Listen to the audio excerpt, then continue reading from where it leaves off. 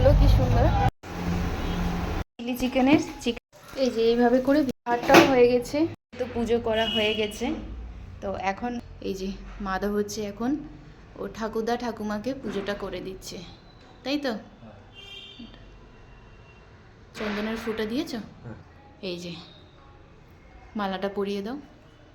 ও ঠাকুমা ঠাকুরদাকে পুজো দিয়ে দিচ্ছে, ভালো করে পরিয়ে দাও দেখি। আমরা অন্য মালা আনতে চাচ্ছিলাম, বলো, এটাই পেয়েছি। ভালো হয়েছে না? না, এবার জল মিষ্টি সব দিবা এক এক করে। দাঁড়া আমি দিচ্ছি। নমস্কার, কেমন আছেন সবাই? আমার আর একটি নতুন ব্লগে আপনাদের সকলকে অনেক অনেক স্বাগত জানাই। আজকের দিনটি হচ্ছে শনিবারের দিন, আর সময় হচ্ছে সকাল এখন 10:30টার মতন।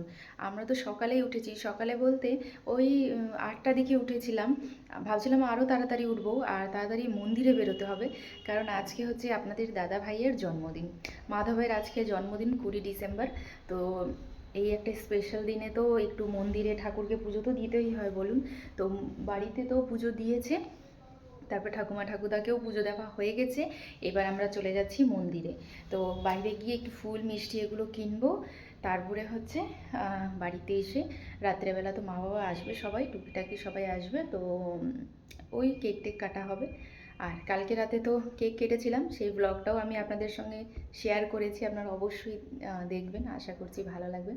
তো চলুন এবার এই যে রেডি হয়ে গেছি। এটা হচ্ছে দুর্গাপুজোর দশমীর দিনে সিঁদুর খেলার সময় মানে শাড়িটা পরেছিলাম। জায়গা জায়গা না হালকা একটু সিঁদুরও লেগে রয়েছে, কিন্তু ধোয়া। তো হাতের কাছে এটাই ছিল, ভাবছিলাম কুর্তি পরেই চলে যাব। তারপরে ভাবলাম যে না, মন্দিরে যখন যাচ্ছি তো একটু শাড়ি টাড়ি পরে না গেলে ভাল লাগে না বলুন, যার জন্য একটু শাড়ি পরছি। আর ও হচ্ছে পাঞ্জাবি পরছে, ও রেডি হয়েছে রেডিটা হচ্ছে। চলুন এবার বেরিয়ে আপনাদের সঙ্গে দেখা হচ্ছে। দেখাও সবাই কি। এই যে বার্থডে বয়, কি কেমন লাগছে? পুজো তো হয়ে গেছে বাড়িতে, এবার বাইরে পুজো দেব। হ্যাঁ, মন্দিরে এই এই বাটনটা খুলো না, গলা চেপে যাচ্ছে। চলো এবার বেরোই। হ্যাঁ, বাইরে গিয়ে দেখা হচ্ছে আপনাদের সঙ্গে। বেরিয়ে গেছি আমরা বাড়ি থেকে, এবার একটু গিয়ে ফুল টুল নেব, ফুল মিষ্টি এগুলো নিতে হবে। চলো আসলাম।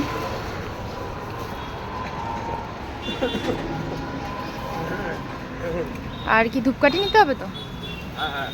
ধূপকাঠি আছে না? ধূপকাঠি শেষ। আচ্ছা, এই মালাটা কত করে? এটা এবার হয়ে গেল, এবার ধূপকাঠি নিতে হবে। চলো। হ্যাঁ, সন্দেশ। হ্যাঁ, পুজো হয়নি, খাবার চিনতে হচ্ছে, আগে পুজো দাও। নিয়ে প্যাক করে নিতে পারো। এই যে মিষ্টি নিতে আসলাম। কত করে দেখো সাদা সন্দেশ? গুড়ের। এই যে এখন মিষ্টি নেওয়া হচ্ছে, গুড়ের সন্দেশটা। গুড়ের সন্দেশ নিচ্ছ তো? আচ্ছা না, এই যে এবার ধূপকাঠিটা নিতে হবে, বাদ বাকি সব জিনিস নিয়ে নিলাম।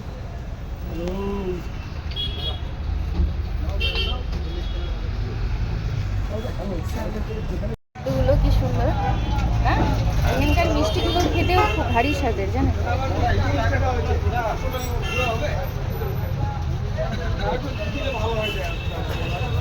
হয়েছে। চলে এসেছি মন্দিরে, এই মন্দিরেই পুজো দেওয়া হবে। মন্দিরের বাইরে আছি আমরা, ধূপকাঠিটা নিলাম। আমি ধরে নেবো, নাও টাকা নাও। চলো আসো, এখানেই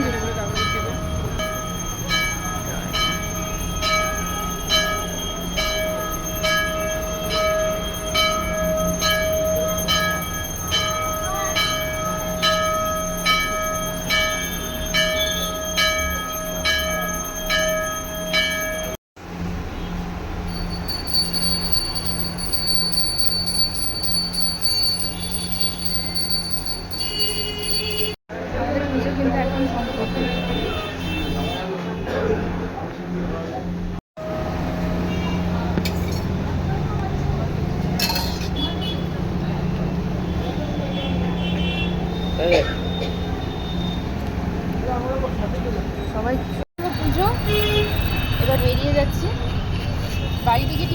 কোথায়? না, ওর দোকানে বসে। দোকানে গিয়ে খাওয়া দাওয়া করি, তারপরে বাড়ি গিয়ে দেখা হচ্ছে। একটু আগে মিষ্টি নিয়ে গেলাম, সেখানে আবার এসেছি এই যে লুচি খাবে বলে। চলো বসে। কত করে? 5 পিস। 5 piece 4 piece. তরকারি দিবে এবার। বড় তেজপাতা।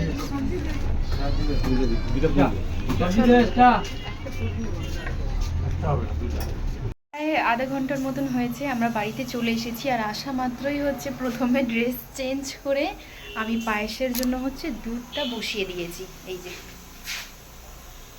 কারণ জন্মদিনের স্পেশাল হচ্ছে পায়েস। পায়েস তো থাকতেই হবে, তাই না? তো পায়েসটা প্রথমে চাপিয়েছি কারণ সময় লাগবে। আর দুপুরে আজকে বেশি কিছু না, হালকা পাতলাই হবে, কারণ যা হবে রাত্রেবেলা খাওয়া দাওয়া হবে। এখানে আলু সেদ্ধ হচ্ছে, এখানে এই যে মুরগির মাংসগুলো ভেজানো হয়েছে, মাছ ভেজানো হয়েছে। ঠিক আছে, কি কি আইটেম হবে সেটা বলবো, এক এক করে বলছি। আর ও গেছে একটু মাটন আনতে, অল্প করে মাটনও হবে আলু দিয়ে, আর চিকেন থাকবে। আর আমার শাশুড়ি যেহেতু উনি তো নিরামিষই খায়, তো ওনার জন্য হচ্ছে পনির আনা হয়েছে। তো হচ্ছে একদম নিরামিষ, পেঁয়াজ রসুন ছাড়া। এই যে আলু মটর পনিরের তরকারি হবে, তার সঙ্গে ভাবছি একটু ফুলকপিও দেবো, খুব ভালো লাগবে। এই যে মটরশুঁটি দিয়ে না দারুণ লাগে খেতে, মটরশুঁটিও এনেছি। আর এই যে পনির, যেহেতু নিরামিষ উনিই খাবে, আর তো কেউ খাবে না। আর যদি সবাই চায় একটু একটু নেবে, আর এগুলো দিয়ে রান্না হবে। চলুন এবার একটু পরে আপনাদের সঙ্গে দেখা হচ্ছে। এখানে হচ্ছে চিকেন পকোড়াটা একটু মেখে নিচ্ছি, কারণ এটা তো ম্যারিনেট করে রাখতে হবে। তো এটা ম্যারিনেট হচ্ছে এখানে।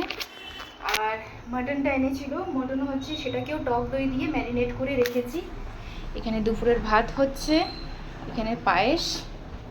এই যে মাটনটা খুলে দেখাই, এই যে একদম টক দই দিয়ে ম্যারিনেট করে রেখেছি। 1-1.5 ঘন্টা রাখবো, তারপরে রান্না করব। আর আজকে তো রান্না করার অবস্থা একটু তো খারাপ হবে, কিছু করার নেই। এদিকে হচ্ছে চিকেন পকোড়া হবে, যার জন্য হচ্ছে আদা রসুন লবণ হলুদ রেড চিলি পাউডার, তারপরে হচ্ছে টমেটো কেচাপ মেয়োনিজ, আর হচ্ছে বেসন। যেহেতু পকোড়া হবে যার জন্য বেসন দিয়েছি। তারপরে হচ্ছে চিলি চিকেনের জন্য চিকেনটা ম্যারিনেট করব আলাদা করে।